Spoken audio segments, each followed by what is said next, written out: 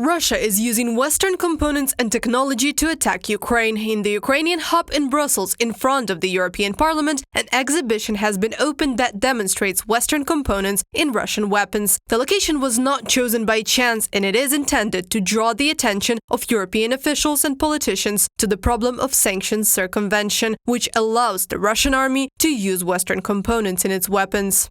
The issue of sanctions will be a constant battle, a constant struggle, because we cannot underestimate the capacity of the Russians to find new ways of circumvention. We have to find new ways of closing those new ways of circumvention. So this is a constant effort. It will never stop as long as this conflict continues and the sanctions continue, which I think will be for as long as Russia continues its unjustified war of aggression.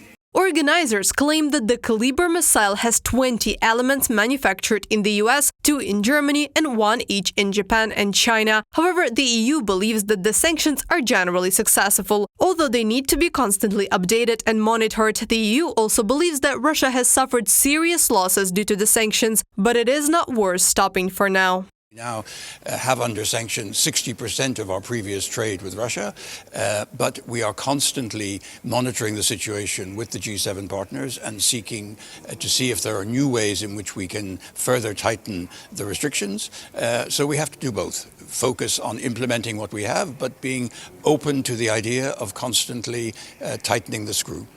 Representatives of the Ukrainian authorities also agreed that Russia is literally paying a high price for its aggression, but the Presidential Commissioner for Sanctions Policy, Vladislav Vlasyuk, believes that it is possible to do much more.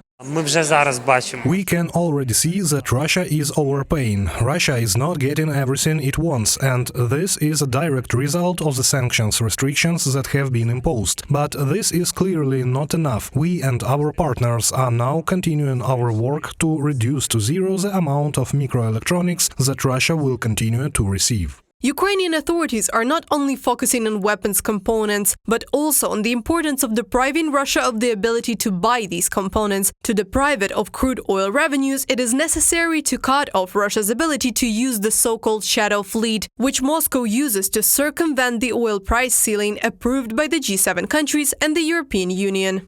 In